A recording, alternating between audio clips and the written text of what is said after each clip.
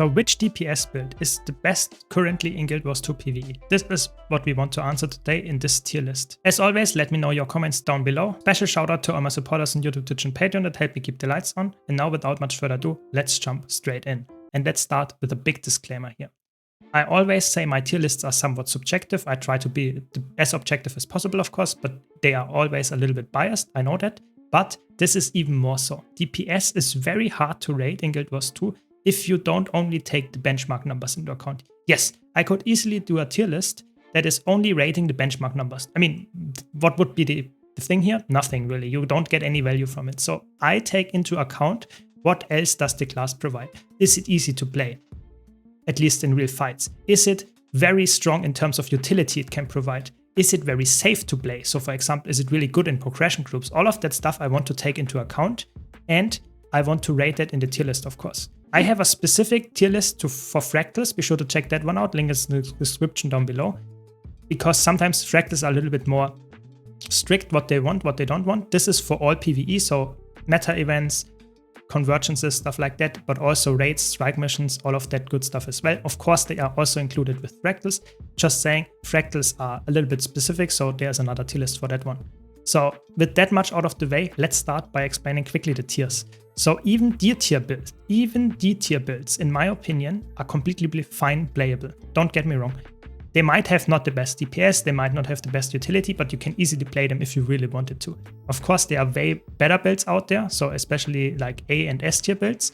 And like you can already see, I split the S tier builds in two categories because it's really hard for me with the current state of the balancing to rate specific builds lower than S tier, even though they don't have any utility. Because if you do crazy amounts of damage and you don't need utility, then it should be an S tier build. You know, crazy, that's your whole role, filling like insane amount of DPS. But if you also have decent utility and your DPS might not be that high, I think you still deserve a really good high spot because you are a build that can carry groups even if there are some chaotic fights and things happening. So I personally think making two different S tiers is somewhat important. Both of them are completely fine, and that you will see a lot of builds actually going in one or the other tier and only a few builds going in the very low tiers. So with that much out of the way, let's start with Guardian. So let's start with Core Guardian. Core Guardian, I would say, is you can play it as a low intensity build, as a DPS, and it's surprisingly decent. I think the DPS numbers are not that high. So I think because of that, I would put it in B tier. I think it's not the absolute broken build, but for a core class, it's actually quite decent. Then we have Firebrand. I think Firebrand is like really good right now as a DPS. It has good utility baseline in the kit, and it has decent DPS. I think it reaches around 44 to 45k if you play it correctly. It's very hard for most people to get to this number, but I think it's because of the really good utility that it could bring if you want to get, for example, reflect, stability, all of that good stuff is in there. I think because of the great utility, I put it in S tier. Then let's go to Dragon Hunter. I think Dragon Hunter is like the most perfect example of a full DPS build. It really, you can play it only as a power DPS build. That's about it. That's how you play it in PvE. The damage number, there's multiple builds that you can play there. Even a low intensity build you can play as a full DPS version here. It reaches 45 to 0.5k DPS if you play the perfect build there. I think the DPS is really good. The utility is good. So I think it has both. And in general, I think the damage number, if you compare to the highest benchmarks, it's not absolutely there, but especially in fractals, it's really, really broken because of the burst. I would say Dragon Hunter, really good DPS and really good utility because you can easily slot in stability and blocks and stuff. So I would say you can easily make the argument for putting it in crazy DPS or crazy utility. I think both of them are fine. I will now put it in crazy DPS for now because it reaches 45k quite consistently. There's really good DPS burst windows. Then we have Willbender. Willbender is the same as Firebrand and does a lot of damage and has good utility in the kit. So I think it's like Willbender and Dragon Hunter and Firebrand. All three of those actually are quite similar in the numbers. Willbender can reach 45.7k, I think, something like that. It's really good. It is a bit spammy, but I think in general, in a lot of situations, crazy DPS is probably where it deserves. Like I said, those two, you could easily slot in great utility as well and put it in great utility, but then they lose DPS. So I think Firebrand has the utility if you always, whereas those have them if you want to swap them. So I think for now I will leave them here, but we will get even better builds in terms of DPS than those. Now let's go to Warrior. Warrior is very interesting because we have the only core class that actually does surprisingly really good damage. It's really, really good. So I would say high B tier, maybe A tier. I think it's surprisingly good how good core warrior is as a DPS build right now. So for now, I will leave it in high B tier because we get some A tier builds as well. But in general, I would say surprisingly decent as well. Then let's go to Spellbreaker. Spellbreaker has a really, really good DPS build. It's only melee and it provides a lot of CC, doesn't have that much utility. The damage number is like 45k almost. So it's a really good number. I think it is not deserving a spot in S tier in my opinion yet. Because if you compare it, for example, to Willbender and Dragon Hunter, they have some more utility and crazy DPS.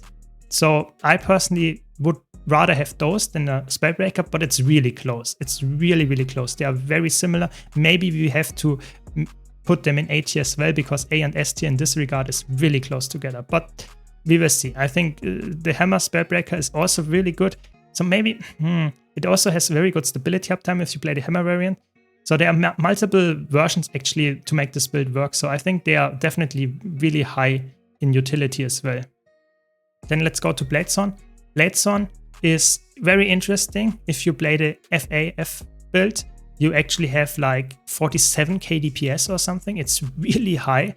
So because of that, it goes into crazy DPS, and it's also absolutely insane in terms of just general usefulness, because you can easily use it in fractals and stuff where you have easy phases and stuff, but it's not like providing a lot of utility to your group. But because of the precasting of your Dragon Trigger and that kind of stuff in phases, if you know the encounter well, you actually perform really highly on it. So I think because of that, it's currently the best DPS build that we currently have in this tier list. And maybe because of that, we might have to demote Dragon Hunter and Willbender into A tier in terms of a high, let's say A+ tier or something like that. Because it's like, they are quite similar, I would say, in terms of it's so hard. It's actually so unfair to put them here as well. I'm really struggling. You see crazy DPS and A+ tier, they are really similar. They are like very close together. I would say just because of the crazy DPS, the potential of Bladesworn is an S tier. But A+ tier is very close. Let's leave it like that. And then lastly, we have Berserker. Berserker is very interesting. You can nowadays play a Power Hammer X Mace Berserker that is surprisingly good in DPS. So I would put that in A tier as well. Crazy good DPS, A+ tier, because it has 45.6k or DPS as far as I know. Really, really good damage numbers. And yeah, I mean, I think the new benchmark is around 45k for every DPS build. If you don't reach that, then you are low DPS, I guess. That's just a new thing. And power builds really good. So in general, crazy burst power builds, always better. So maybe we put, I really don't know. It's really hard. Let's say if you reach over 46k, you are in crazy DPS. I think let's make it like that. A+ tier still very, very close to S tier. Let's leave it like that. Let's go next to the last heavy armor class, which would be Revenant. So Revenant is core Revenant. I would say don't play it as a DPS. You can, don't get me wrong, but I wouldn't put it there in a really good DPS spot. So D tier for me. One of the worst specs to play. Doesn't mean it's unplayable, just saying one of the worst ones. Then we have Renegade. Renegade is really good as a Condi build. Condi build in raids and stuff is really high damage output, like 44k, but there is no good power build. There's only one good burst power build that you can play in fractals and very short fights. So I would put it, because of that, I think in A tier, quite close to the others here that we have. It just does its job as a DPS. It's quite fun to play in my opinion. Has some utility in the kit, but not too much. So for me, easy as A tier build for that reason. Then we have Herald. I mean, what can I say? Herald is the only elite spec where I would say the DPS build is just not good. It's not as bad as core Revenant, but I wouldn't play it. The damage number is like barely 37k. I think you don't reach that.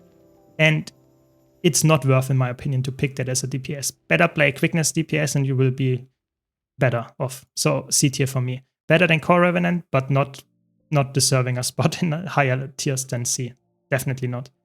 And then we have Vindicator. Vindicator is a power build for sure, 44k.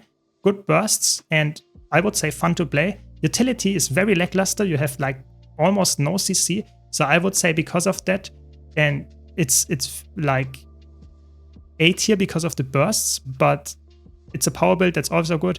I think you can clearly see most builds, most DPS builds are very close together, and therefore I put them in A tier. Only a few outliers in top and bottom.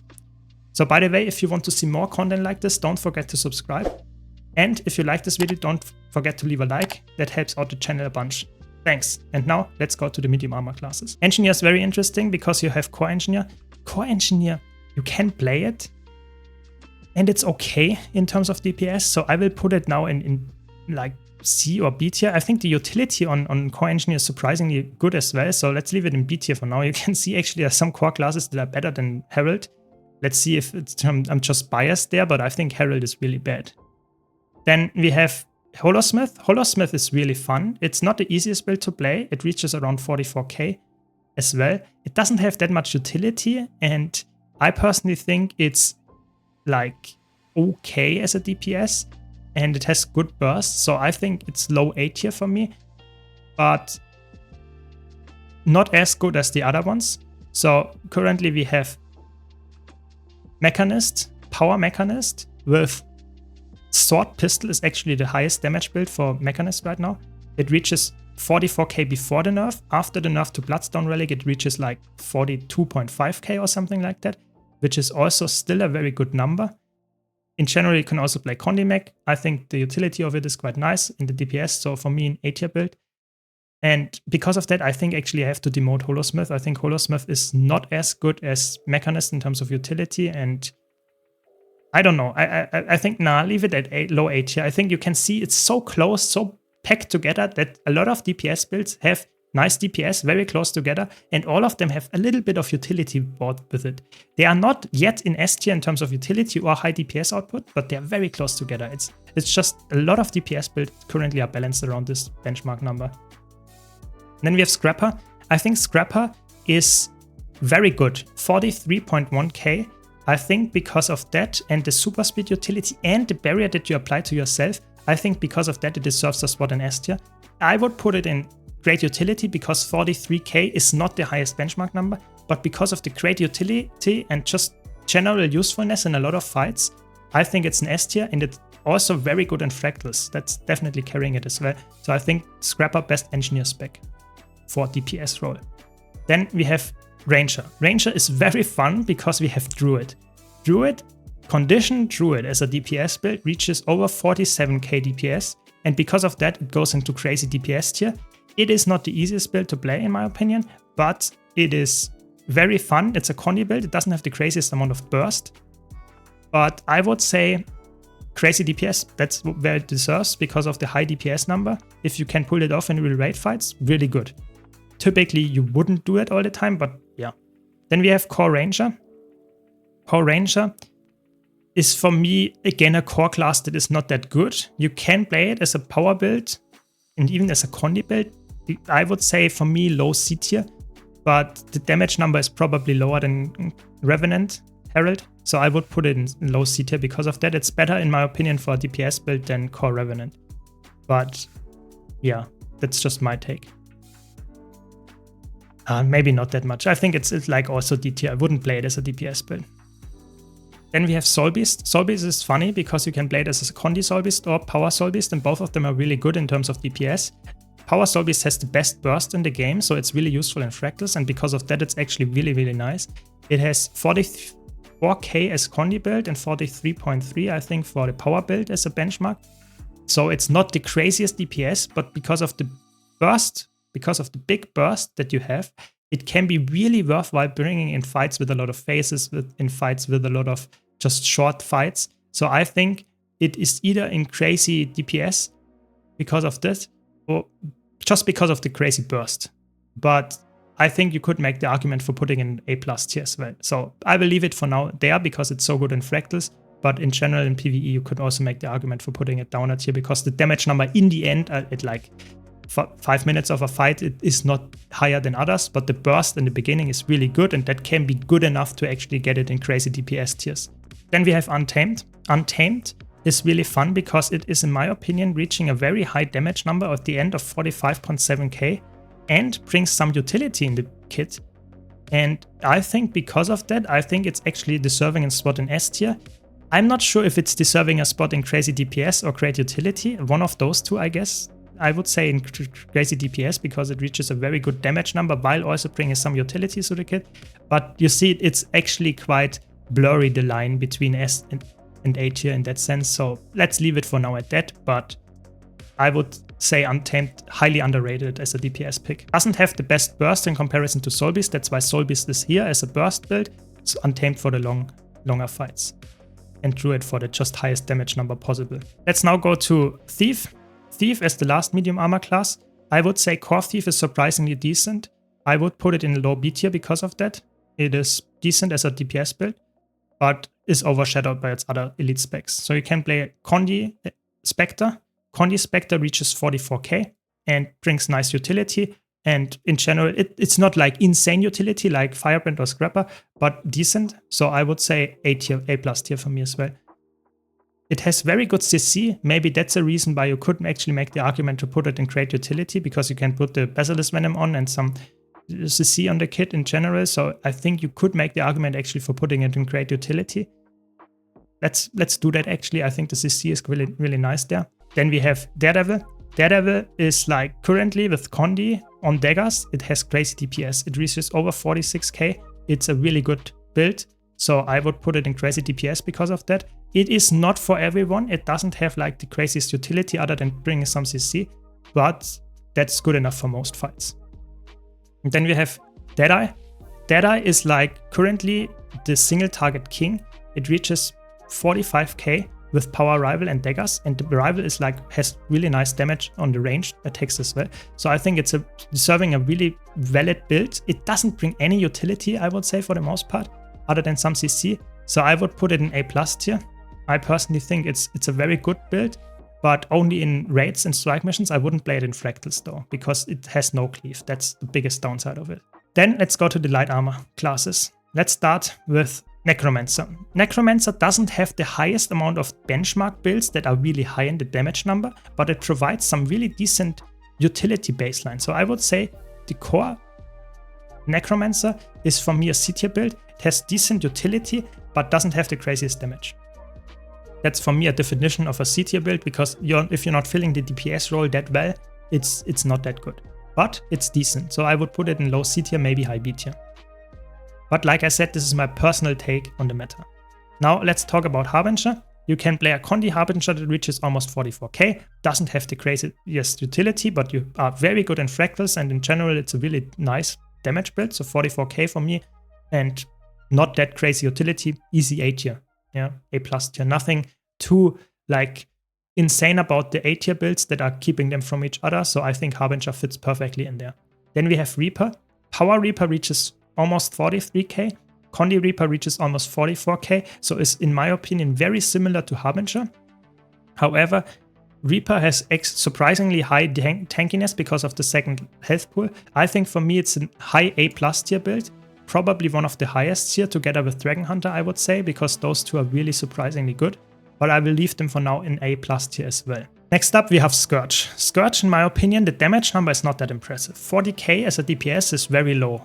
Not as low as Herald, but it's quite low. But you have very good utility baseline in the kit. You have Condi Cleanses, you have Corrupts, you have Barrier. That's just good enough to be in S tier in great utility, in my opinion. It is not deserving a really good spot in DPS builds. If you just want to get the highest amount of damage, it doesn't have the craziest burst. But because of the ease of use and the safety that it brings, it's very good in progression groups or in just chaotic fights. So I think because of that, easy S great utility tier. Then let's go to Elementalist. Elementalist is like the king of getting buffed insanely and then instantly back nerfed. So we just saw that with the recent balance patch. Core Elementalist, I mean, you could play it. Is it good? No, not really. I think Core Elementalist for me is like a C tier build. You can play it, but not that crazy DPS. Then we have Weaver. Weaver is currently at 45k as a power Weaver, which is quite good, but it's also quite challenging, or somewhat challenging for a DPS build in comparison to others that we have here. And the utility it provides is not that good. I think for me, because of the high damage number, A+ tier, but not yet crazy DPS, because the crazy DPS builds either have more burst or more long-term DPS. So I would put it, because of that, in A tier, but high A tier.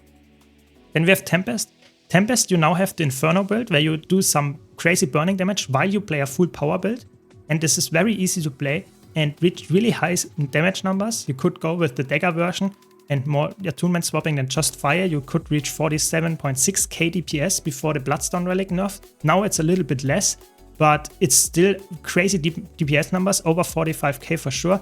So like 46k or something like that, and because of that it's crazy DPS. Reaching this high damage number, it's for me crazy DPS. And the utility it provides, possibly because you're an Elementalist, because you have so many possible skills to use. There are some CC skills in there, some healing skills in there. It's surprisingly good, especially because you're Tempest. So in general, crazy DPS tier with decent utility as well. Catalyst, in my opinion, is surprisingly good because it provides passive boons. It's just very good in terms of DPS output. And the current benchmark number of a Catalyst is like insane. It reaches almost 50k with Scepter Dagger. And because of the Bloodstone Relic nerf, it lost like 2k, 1.5k DPS, yes. But the damage number is still extremely high, like over 47k. Definitely crazy S tier DPS. Crazy DPS, for sure. It's really, really good because of that. And what can I say? I think because of that, I actually have to down vote Untamed, because the damage number and Spectre, I think that they are just not competing against those 3-4 builds here in particular. Maybe Soul Beast, because of the high burst, deserves the low spot and crazy DPS, but I think typically those builds are just a tiny bit above the others here in A tier, so I think that's not good enough to put them in crazy DPS, whereas those are actually a little bit higher and like reaching almost 50k. So yeah, that's my take here. And now let's go to the last class, which is Mesmer. For Mesmer, in my opinion, don't play it as a DPS build. It's not good. For me, the easy D tier, it's playable, yes, but it's not. It has some utility, but it's not bringing any good damage, and the utility is not deserving a spot in great utility. That much is for sure. Then we have Virtuoso. You can play as a Power or Condi Virtuoso. The Condi Virtuoso is really safe. The Power Virtuoso is also quite safe. Does good damage. Power Virtuoso reaches 44.5k. For me, easy, great utility pick. Because it's safe with the distortion, it has range damage, especially if you play the Condi version. It's almost fully ranged, and you have some self-sustain, and just in general, you can play crazy utility without too much of a DPS loss. Like Portal, like Moa, like Blink, everything works. So I think it's a really, really good DPS utility pick, especially for progression groups. Then we have Chronomancer. DPS Chronomancer exists, and it reaches around 43k DPS. I'm not completely sure how the balance changes affected it too much, because it's like no one plays this build for the most part as a full DPS build. So I would say for me, it's actually low A tier, high B tier. So why is it that I put a 43k DPS build that has actually surprising amount of utility in the kit into B tier?